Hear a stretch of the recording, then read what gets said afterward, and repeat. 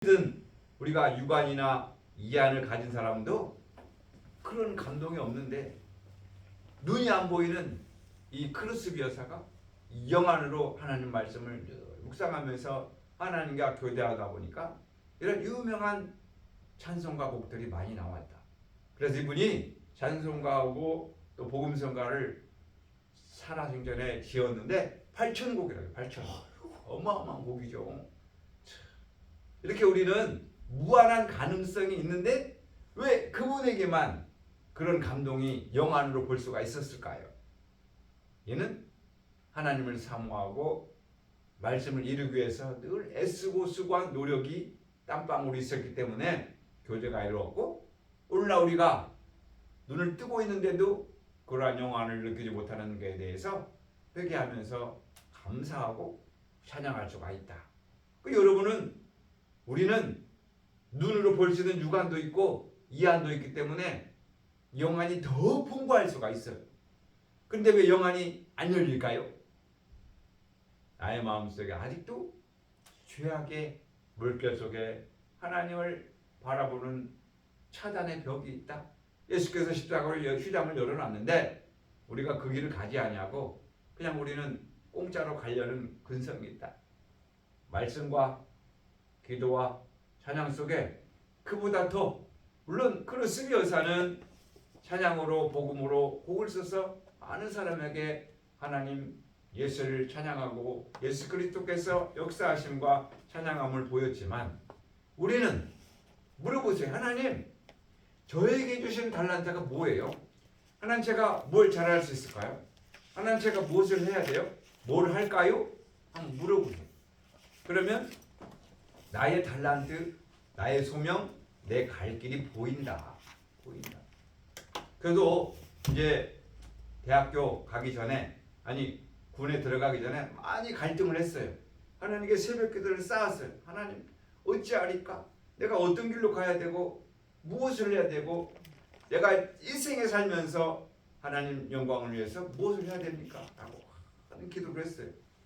기도한 가운데 제가 원치 않는 길로도 막 수속이 밟아져 가지고 전투차 해가지고 여기까지 왔지만, 하나님은 우리가 가고자 하는 길에 응답하는 경우도 있지만 하나님의 뜻에 부합한 삶을 살기 원하여 우리에게 묻기를 원하는 거예요. 하나님께 묻기를 원하는 거예요. 기도해봐. 하나님께서 응답해 주시오. 근데 기도 안 하고 묻지도 않고 자기의 사명도 모르는 가운데 사는 사람들이 많다.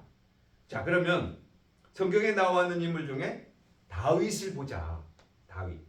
다윗은 그 삶 속에서 우리가 보진 않았지만 기록된 성경을 통해서 볼 때 다윗이 양을 치는 목동으로 생활할 때 그 삶의 과정을 적나라하게 다 기록하는 곳은 없어요. 단지 몇 구절 시편을 통해서, 사무엘을 통해서 조금만 나왔다. 자, 근데 다윗이 결정적인 인생의 전환점을 맞는 데가 언제였냐면 골리앗을 만났을 때라. 그럼 다윗이 전쟁터에 갈 때 전쟁하러 간 거 아니잖아요.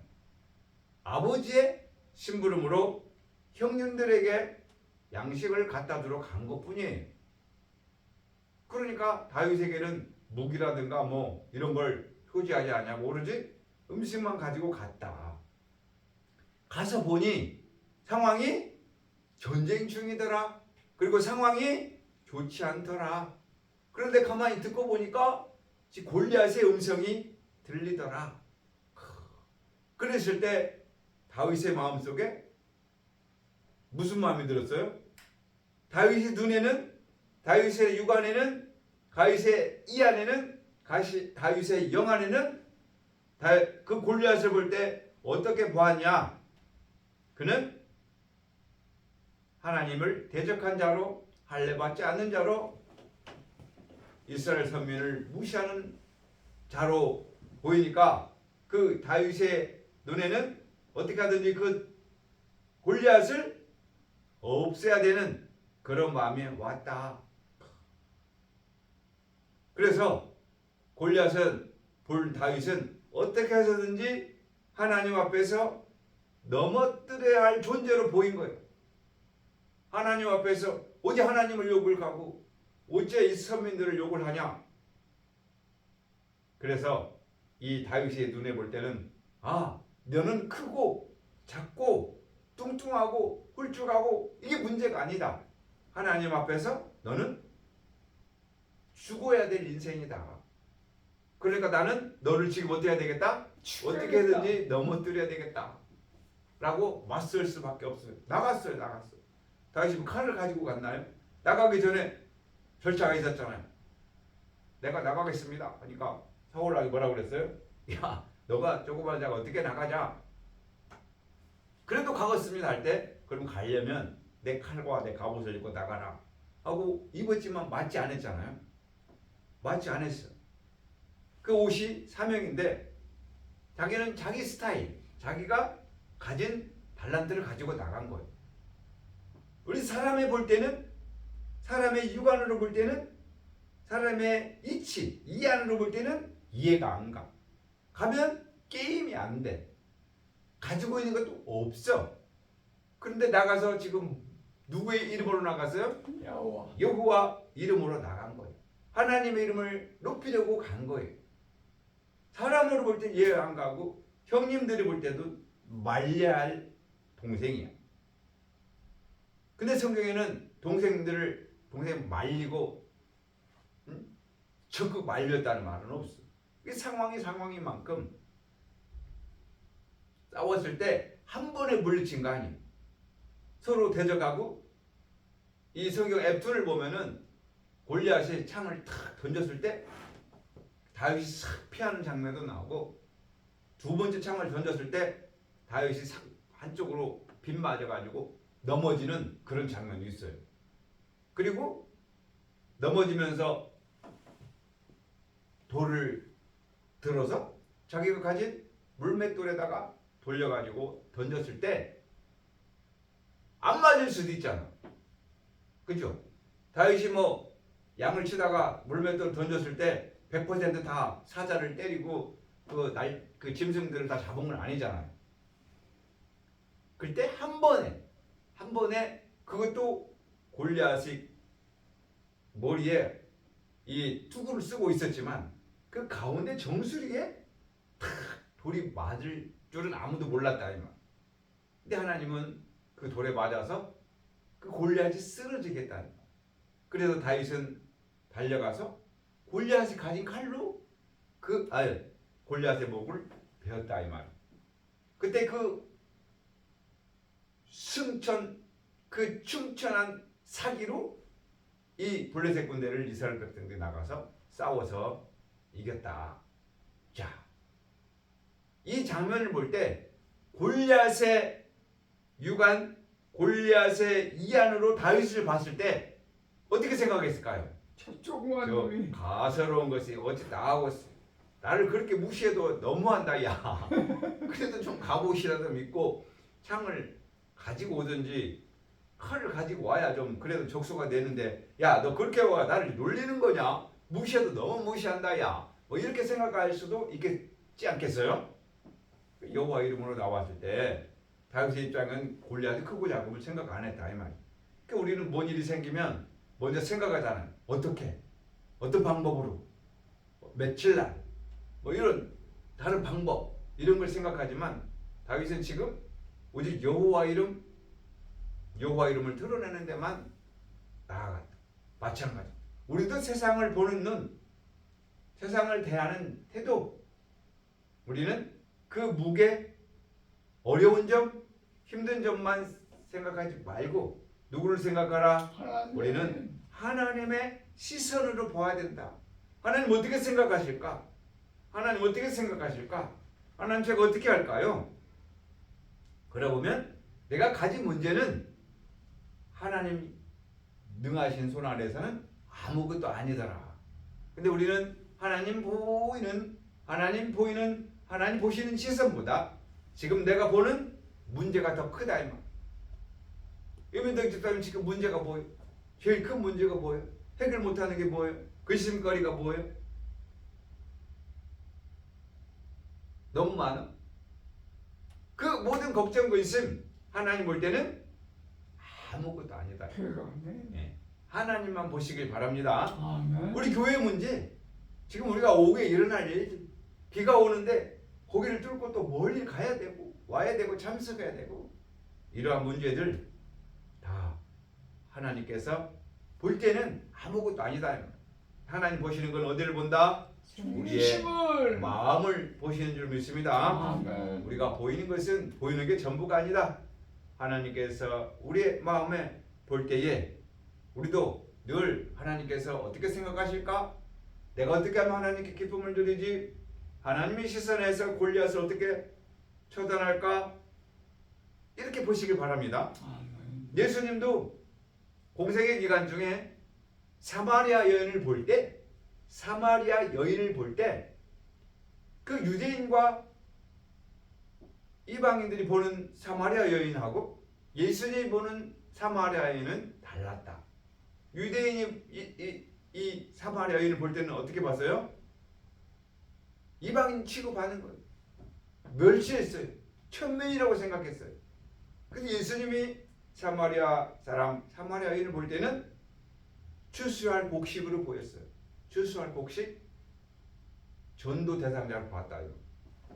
자, 우리도 하나님의 시선에서 보는 연습, 하나님의 시선에서 보는 생활을 하셔서 우리 마음속에 늘 하나님이 함께 하심으로 영안의 눈이 열려서 주님과 동행하는 에녹의 영, 엘리야의 영 가지시길 바랍니다. 아멘. 자, 우리는 예수님처럼 이 땅에 살면서 내 것이 아닌 내 것이라고 주장하는 경우가 많아요. 내 것. 이민덕 집사님 재산이 많아요? 네. 근데 이 세상은 다 내 것이 없어요. 근데 내 것이라고 그래. 옷도 내 것, 내 집, 내 차, 내 자녀, 내 아내, 내 남편, 이렇게 다 내 것이라고 그래. 과장, 차장, 부장, 사장, 이 회사 다 내 것, 이 교회 내 것. 이렇게 잘못 착각을 하고 있다.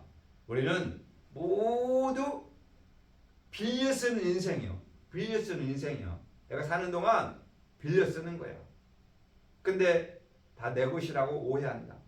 예수님의 행적을 보자. 예수님 태어날 때부터 침대도 없었어.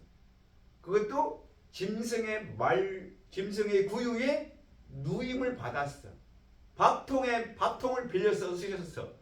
밥통을 빌려서 쓰셨다 이 말이야. 사람 밥통도 아니고 짐승 밥통. 그것도 침대도 아니야. 그리고 예수님 신발, 옷 다 단벌 신사였지 않나 싶어. 아마 그림을 볼 때는 거의 맨발로 다니셨어. 그리고 예수님이 공생 기간에 마태복음 8장 20절, 누가복음 9장 58절에 뭐라고 그랬어요?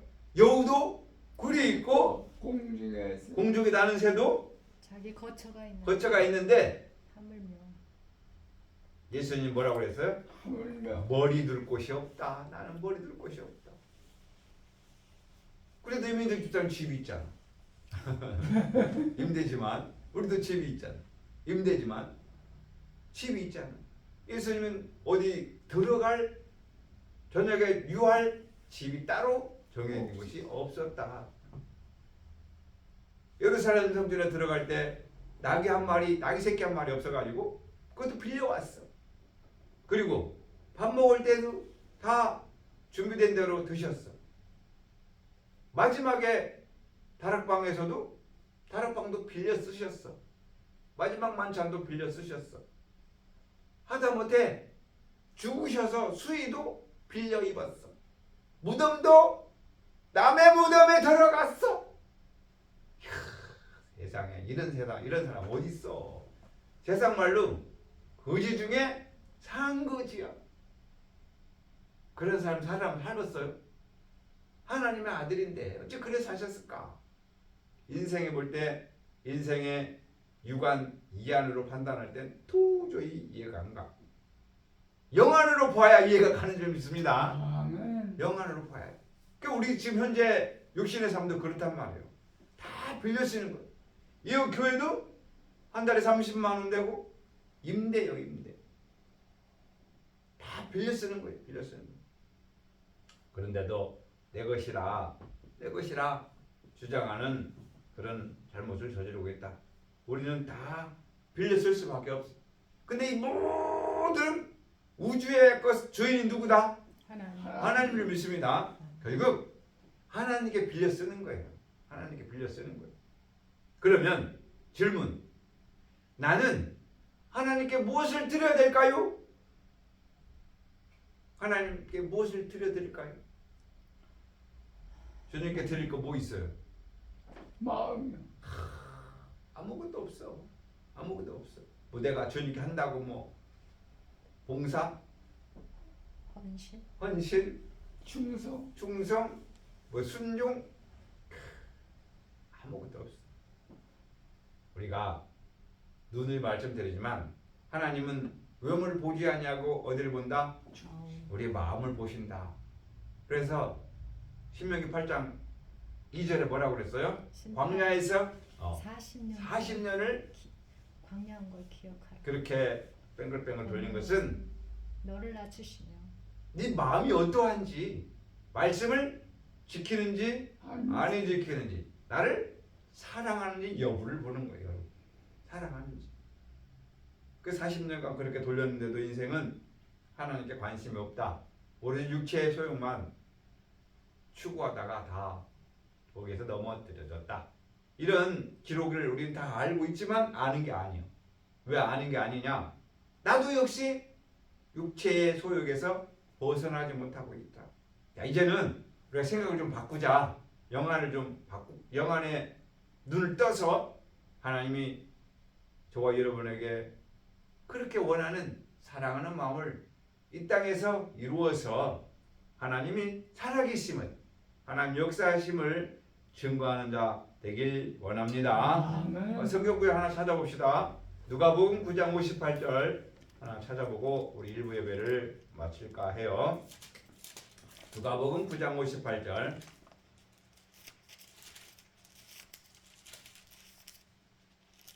자, 읽어주세요. 시작. 예수께서 이르시되 여우도 굴이 있고 공중의 새도 집이 있으되 인자는 머리 둘 곳이 없도다 하시고. 머리 둘 곳이 없어. 나는 가진 게 없어. 그 우리가 뭘 하나 가지려면 여러분이 가진 게 예수님보다 많잖아.